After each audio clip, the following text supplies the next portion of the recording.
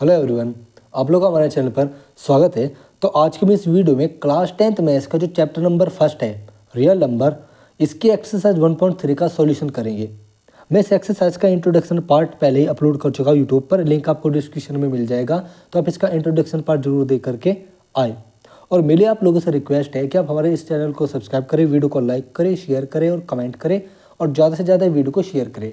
आप शेयर करने में वीडियो को अपने क्लासमेट को भी शेयर कर सकते हो, अपने आसपास के जो बच्चे आपके घर के आसपास आप उनको भी शेयर कर सकते हो, अपने फ्रेंड सर्किल है जो आपका उसमें भी आप इसको शेयर कर सकते हो, या फिर आपके जितने भी ट्यूशन मेट्स हैं आप उनको भी शेयर कर सकते हो। तो चलो वीडियो को शुरू करते हैं। तो देखो यहाँ पर क्वेश्चन नंबर फर्स्ट है कि prove that √5 is an irrational number, कि √5 क्या है, एक इरेशनल नंबर है। ठीक है, मैंने एक ऐसा क्वेश्चन आपको इंट्रोडक्शन में भी कराया हुआ है, तो आप वहाँ पर जाकर के इंट्रोडक्शन पार्ट जरूर देखें, लिंक आपको डिस्क्रिप्शन में मिल जाएगा। और तभी आप इस एक्सरसाइज को फॉलो करें, इसका सॉल्यूशन फॉलो करें। तो चलो इसका सॉल्यूशन शुरू करते हैं। तो देखो मैंने मैंने इंट्रोडक्शन में बताया था कि जब भी हमें किसी भी इरेशनल नंबर को इरेशनल प्रूव करना होता है तो हम उसको कॉन्ट्रडिक्शन मेथड से करना होता है। कॉन्ट्रडिक्शन मेथड का यूज़ हमें यहाँ पर करना होता है, जो कि मैंने आपको इंट्रोडक्शन वीडियो में बताया हुआ है। तो हम यहाँ पर कॉन्ट्रडिक्शन मेथड का यूज़ करेंगे। उसके हम सबसे पहले यहाँ पर क्या करेंगे, इसको लेट कर लेंगे कि क्या एक रेशनल नंबर है। तो यहाँ पर लिखेंगे late √5 B a rational number. √5 क्या है, एक रेशनल नंबर है।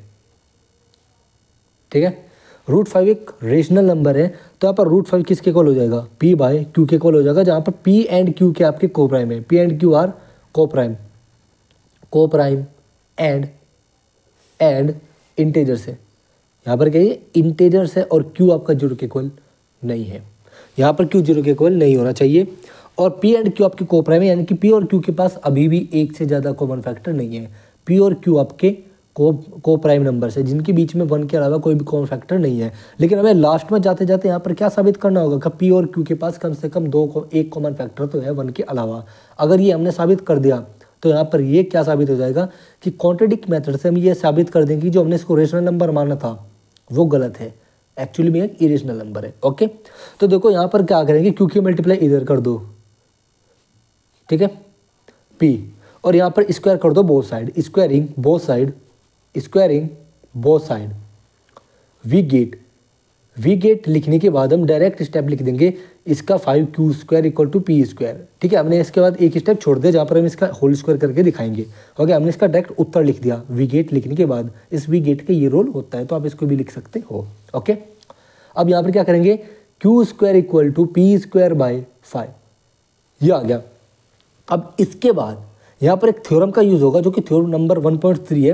वो क्या बोलती थी कि अगर P एक प्राइम नंबर है और P अगर किसी नंबर के स्क्वायर को, यानी कि Q² को अगर डिवाइड कर रहा है तो P Q को भी डिवाइड करेगा। तो यहाँ पर ध्यान से देखो, जब 5 एक प्राइम नंबर है, ठीक है, और ये P² को डिवाइड कर रहा है तो ये P को भी डिवाइड करेगा। तो यहाँ पर लिखेंगे if 5 divides P², then it also divides P, ये P को भी डिवाइड करेगा। ओके, तो यहाँ पर लिख देंगे P/5 = क्या, C।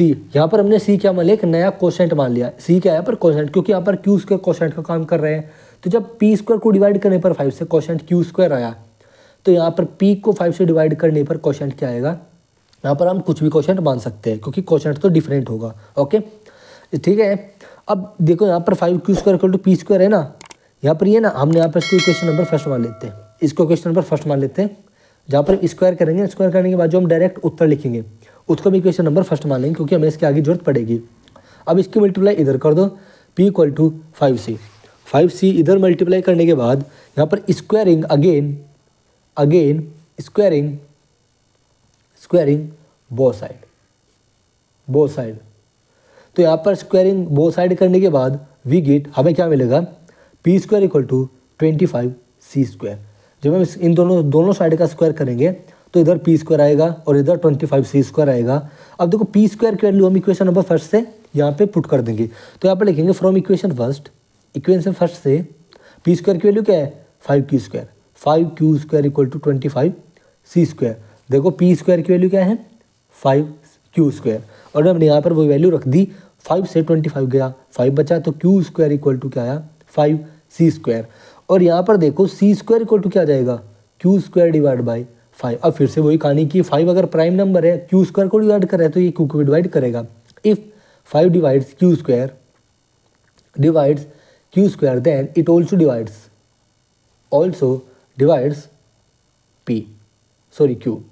क्यू को भी डिवाइड करेगा। तो this shows that q divide by 5 हम यहाँ पर मान लेते हैं कि आ गया। ठीक है, यहाँ पर ये स्टेटमेंट बन गया। अब ध्यान से देखो, क्यू को भी 5 डिवाइड कर रहा है और यहाँ पर पी को भी 5 डिवाइड कर रहा है। तो इसका मतलब क्या है, पी और क्यू को 5 कॉमनली डिवाइड कर रहा है। तो इसका मतलब क्या है कि पी और क्यू के 2 फैक्टर है, यानी कि एक से ज़्यादा फैक्टर है। यानी कि यहाँ पर 5 क्या है, 5 यहाँ पर पी और क्यू का एक कॉमन फैक्टर है जो कि 1 के अलावा एग्जिस्ट करता है। तो हमने यहाँ पर ये शो कर दिया कि पी और 5 क्यू के पास एक से ज़्यादा कॉमन फैक्टर है, वो क्या आपका 5 है। यानी कि यहाँ पर 2 फैक्टर है, एक तो 1 फैक्टर है और एक 5 फैक्टर है कॉमन उससे अलग। लेकिन हमने यहाँ पर कॉन्ट्रडिक्शन में हमने यहाँ पर शुरू में क्या माना था कि पी और क्यू यहाँ पर को प्राइम है, मतलब पी और क्यू के पास 1 के अलावा कोई भी कॉमन फैक्टर नहीं है, यानी कि वो अपने रिड्यूसिबल फॉर्म में है। ओके, लेकिन यहाँ पर ऐसा नहीं है। हमने यहाँ पर पी और क्यू के पास ये साबित करके दिखा दिया कि पी और क्यू के पास एक कॉमन फैक्टर है 5, क्योंकि जब 5 इन दोनों को कॉमन फैक्टर है तो वो इन दोनों को तभी डिवाइड कर सकता है। ओके, तो यहाँ पर अब हम क्या लिखेंगे, this was that p and q have at least यहाँ पर, लेकिन दिस वाज दैट, ये होता है दिस वाज दैट का sign. P and q have at least 1 common factor, इनके पास एक कॉमन फैक्टर है 1 कॉमन फैक्टर। इट मीन्स 5, वो क्या है 5 है। एंड दिस इज कॉन्ट्रडिक्ट, अभी हमने गलत साबित कर दिया। दिस इज कॉन्ट्रडिक्ट का मतलब होता है गलत साबित करना। Contradict that p and q are coprime, कि पी और क्यू क्या है आपके को प्राइम है, ये हमने गलत साबित कर दिया। ठीक है, चलो नेक्स्ट पेज पे चलते हैं। हमने यहाँ पर लिखा को प्राइम पी और क्यू है, इसको नेक्स्ट पेज पर देखते हैं। हमने पिछले पेज पे क्या दिखाया, पी एंड क्यू क्या आपके को प्राइम में, हमने उसको गलत साबित कर दिया। तो यहाँ से लिखेंगे this is also contradict that, उसकी वजह से ये भी कॉन्ट्रडिक्शन बन गया। This is also contradict that कि √5 इज एन रेशनल नंबर, ये क्या है, ये एक रेशनल नंबर है। √5 क्या है, एक रेशनल नंबर है, हमने इसको गलत साबित कर दिया। कॉन्ट्रडिक्ट का मतलब होता है बाद में गलत साबित कर देना किसी चीज़ को सही मानते हुए। और दिस शोज दैट हैंस यहाँ पर लिखेंगे यहाँ पर लिखेंगे hence √5 is an irrational number, √5 is an irrational number. तो हमने कुछ नहीं किया, पी और क्यू के पास, जब हमने यहाँ पर सबसे शुरू में क्या दिखाया, √5 equal to p upon q के इक्वल है। ठीक है, यानी कि पी और क्यू यहाँ पर क्या थे, को प्राइम थे। लेकिन हमने पीछे क्या साबित कर दिया कि पी और क्यू के पास 5 एक कॉमन डिविजर है जो कि इन दोनों को कॉमनली डिवाइड कर सकता है। इसका मतलब ये इनका फैक्टर हुआ। इसका मतलब पी और क्यू के पास एक कॉमन फैक्टर है जो कि 1 के अलावा हमने दिखा दिया। और ये स्टेटमेंट गलत साबित होगा कि पी और क्यू क्या है, आपके को प्राइम है। और जब ये स्टेटमेंट गलत साबित हो गया तो आपका रेशनल नंबर नहीं हुआ। जब ये रेशनल नंबर नहीं हुआ तो ये √5 इसके इक्वल नहीं हो सकता। ठीक है, यानी कि ये तो आपका रेशनल नंबर है। जब पी और क्यू को हमने यहाँ पर को प्राइम साबित कर दिया, इसका मतलब √5 कभी भी इसके इक्वल नहीं हो सकता। ओके, तो यानी कि ये हमने कॉन्ट्रडिक्शन मेथड से दिखा दिया कि √5 क्या है, एक रेशनल नंबर है और hence √5 is an irrational number. √5 क्या हमारा इरेशनल नंबर है। आई होप आप लोगों को क्वेश्चन फर्स्ट समझ में आया होगा। चलते हैं क्वेश्चन नंबर 2 पर।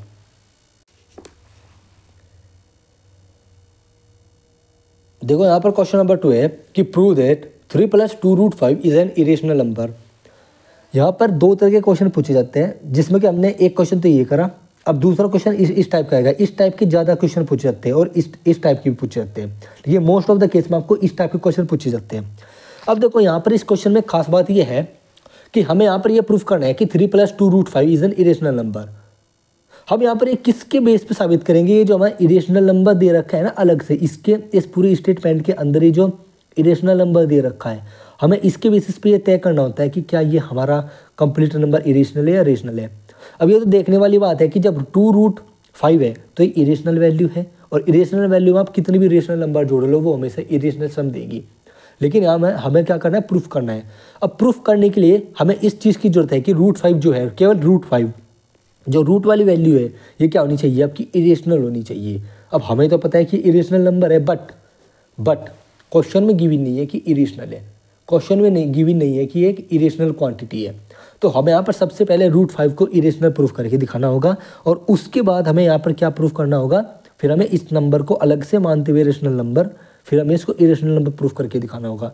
तो सबसे पहले जब अगर क्वेश्चन में गिवन हो, या तो बोर्ड के पेपर में आपको ज़्यादातर बार यहाँ पर जो नंबर होता है वो आपको गिवन होता है कि जो इसमें पर्टिकुलर क्वांटिटी है वो आपकी इरेशनल है, अदरवाइज आपको सबसे पहले इसको अलग से प्रूव करना होता है कि एक इरेशनल नंबर है और उसके बाद आप लोगों को फुल क्वांटिटी प्रूफ करनी होती है। तो हम सबसे पहले इसको इरेशनल प्रूफ करेंगे। तो देखो मैं तो इसमें करने वाला हूँ नहीं, क्योंकि मैं इस √5 को ऊपर प्रूफ कर चुका हूँ। तो आपको अलग से सबसे पहले क्वेश्चन में पहले यहाँ से लेके जहाँ तक भी इसका प्रूफमेंट आएगा आपको पहले वो करना है और उसके बाद एक लाइन लिखनी होगी, लाइन लिखनी होगी कि hence √5 is an irrational number. So let's prove 3 + 2 5 is an irrational. आओ फिर हम ये प्रूफ करें कि 3 + √2 5 क्या है, इरेशनल है। फिर अब इससे आगे का सॉल्यूशन जो करना है वो मैं अभी आपको करके दिखाऊंगा।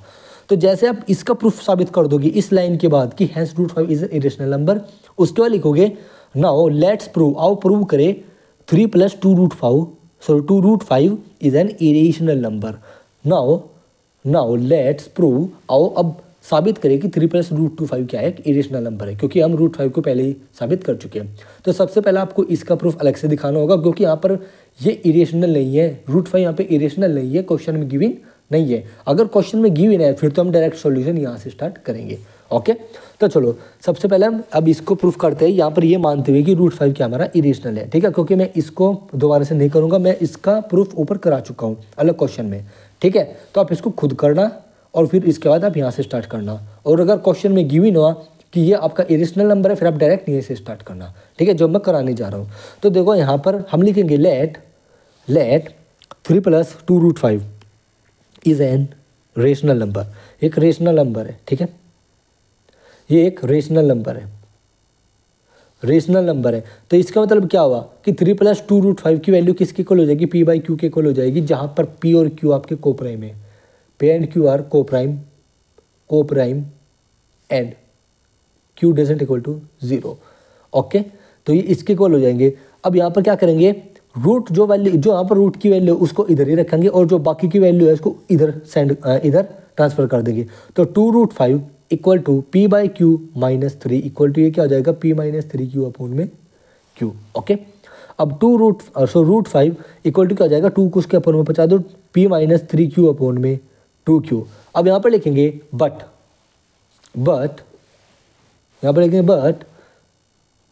√5 इज एन इरेशनल नंबर, ये एक इरेशनल नंबर है,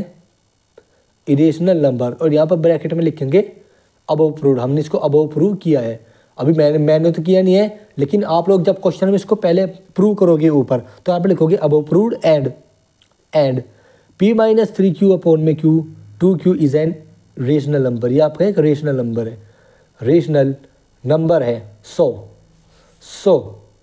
√5 does not equal to p - 3q/2q, ये कभी भी इसके इक्वल नहीं हो सकता।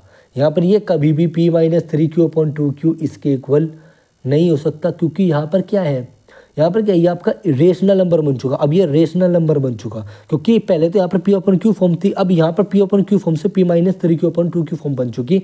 इसका मतलब ये आपकी रेशनल नंबर अब है। ओके, यहाँ पर इसके इक्वल नहीं हो सकता। सो जब ये इसके इक्वल नहीं हो सकता तो दिस इज कॉन्ट्रडिक्ट डेट, तो ये कॉन्ट्रडिक्ट हो गया, हमने गलत साबित कर दिया कि 3 + 2√5 इज एन रेशनल नंबर। तो ये गलत साबित हो गया कि 3 + 2√5 एक रेशनल नंबर है। Hence this is contradict, hence यहाँ पर लिखेंगे hence 3 + 2√5 is an irrational number. यहाँ पर हमने इसको क्या साबित कर दिया, इरेशनल नंबर साबित कर दिया। इरेशनल नंबर साबित कर दिया, हैज प्रूव्ड। तो चलते हैं क्वेश्चन नंबर 2 पर। ठीक है, क्वेश्चन नंबर 3 पर।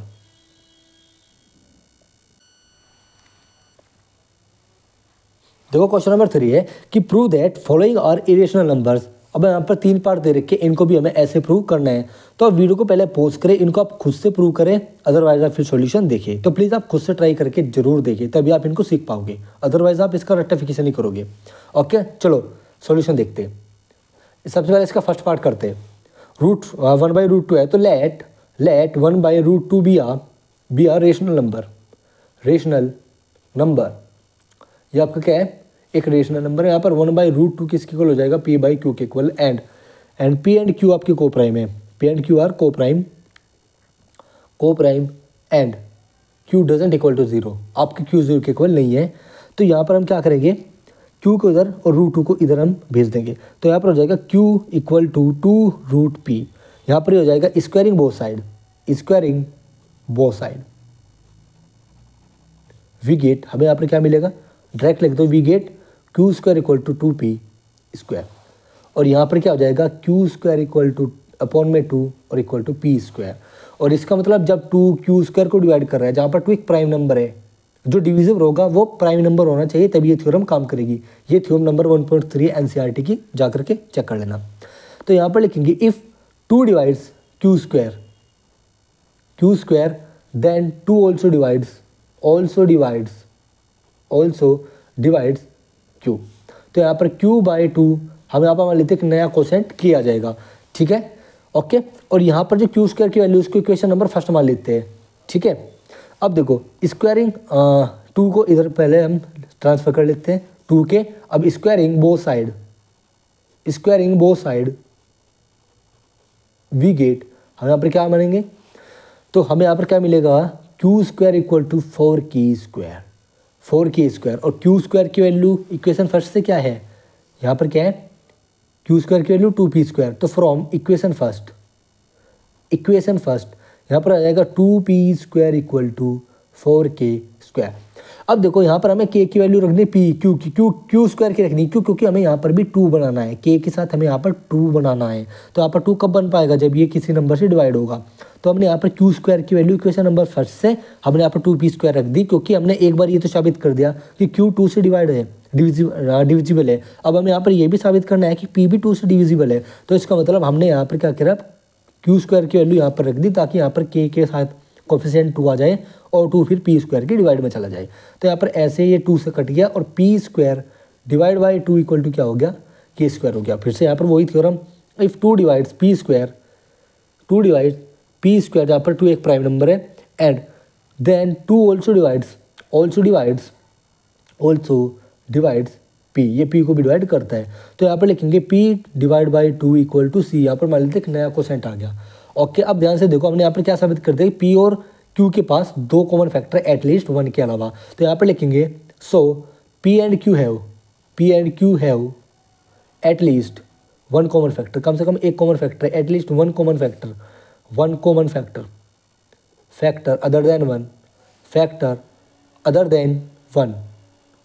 अदर देन 1 इट मीन्स, और वो क्या है, वो क्या आपका 2।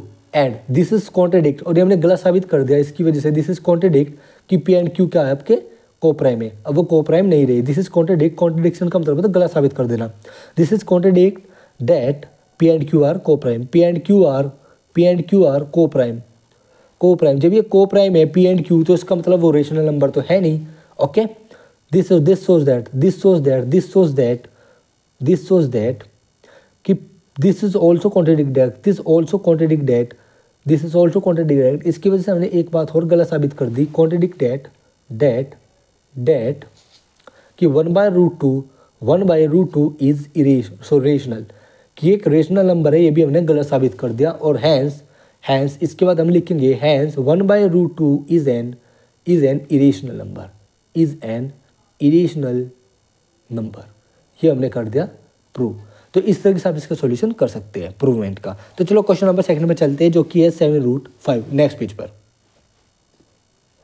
क्वेश्चन नंबर सेकंड है, लेट, हमें यहाँ पर प्रूव करना है, प्रूव 7√5 को एक इरेशनल नंबर। अब ध्यान से देखो, √5 आपको इरेशनल क्वांटिटी नहीं दी गई क्वेश्चन में गिवन, तो हमें सबसे पहले √5 को क्या करना होगा, इरेशनल प्रूव करना होगा सबसे शुरू में, तो वो मैं आपको नहीं कराऊंगा, वो आप स्वयं करेंगे। ठीक है, इसको मैं आपको क्वेश्चन नंबर फर्स्ट में करा चुका हूँ। तो मैं यहाँ पर डायरेक्ट इसको प्रूव कर रहा हूँ। इससे पहले आपको जो लाइन लिखनी है वो लिखनी है आफ्टर इस लाइन के बाद कि hence 7√5 is an irrational number, is an irrational number, √5 is an irrational number.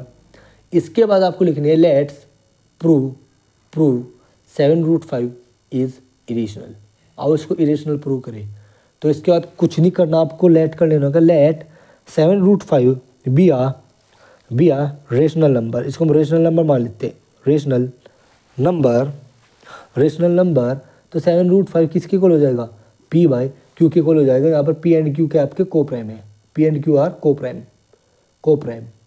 Coprime and Q आपका 0 के इक्वल नहीं होगा। ओके, और इसके बाद यहाँ पर √5 इक्वल टू क्या हो जाएगा, P/7Q। जब P/7Q आ गया, ठीक है, तो P और Q P/7Q में ये आ गया, P/7Q। तो यहाँ पर √5 क्या आपका इरेशनल है, तो यहाँ पर लिखेंगे √5 is an irrational number above proved. हमने इसको अबव प्रूव किया है, क्योंकि जब आप लोग उसको ऊपर प्रूव कर देंगे तो आप यहाँ पर लिखेंगे above proved and P/7Q is a rational. ये एक रेशनल है, ठीक है, एक रेशनल नंबर। ये आपका क्या है, एक रेशनल नंबर है। ओके, जब आपका एक रेशनल नंबर है तो इसका मतलब क्या है, इसका मतलब है कि जो स्टेटमेंट था ये इक्वल नहीं होगा P/7Q के, और जब ये इसके इक्वल नहीं होगा, ये इसके इक्वल नहीं होगा, तो इसका मतलब क्या है कि दिस इज कॉन्ट्रडिक्ट। ये हमने गलत साबित कर दिया, हमने ये गलत साबित कर दिया कि 7√5 इज रेशनल। ये एक रेशनल नंबर है, तो hence 7√5 is an irrational number. या क्या हो जाएगा, इरेशनल नंबर हो जाएगा। Okay, hence prove. Question number 3 है इसका 6 + √2। क्वेश्चन नंबर 3 देखते हैं, इसका थर्ड पार्ट है 6 + √2। तो लेट कर लेंगे, late 6 + √2 B a rational number. ये आपका रेशनल नंबर है। ओके, ये आपका रेशनल नंबर है। इसको आपको सबसे पहले इरेशनल प्रूव करके दिखाना होगा, उसके बाद आप इसको अटेंड करेंगे। ठीक है, वही सेम लाइन लिखनी है कि hence 6 + √2 is √2 is a irrational number, then let's prove 6 + 2 be a irrational number. और फिर उसके बाद आप लिखेंगे let 6 + √2 is a rational number, जहाँ पर 6 + √2 किसके इक्वल होगा, P/Q के इक्वल होगा। P एंड Q आपके कोप्राइम होंगे, P and Q are coprime, या आपके कोप्राइम होंगे, Q 0 के इक्वल नहीं होगा। तो √2 इक्वल टू इरेशनल क्वांटिटी इधर रहेगी P/Q - 6, तो PQ - Q × 6 अपॉन में Q। P - 6 के ऊपर में Q हो जाएगा, इसके अपॉन में 1 मान के इनका एलसीएम लेकर के। लेकिन फिर हम यहाँ पर लिखेंगे but √2 is an irrational number, ठीक है। हमने अबव प्रूव किया, सबसे पहले आपको उसको प्रूव करके दिखाना होगा। Above proved and P - 6 Q/Q is an rational number, ये आपका रेशनल नंबर है। तो इसका मतलब ये क्वांटिटी कभी भी इसके इक्वल नहीं हो सकती। तो इसका मतलब है कि दिस इज कॉन्ट्रडिक्ट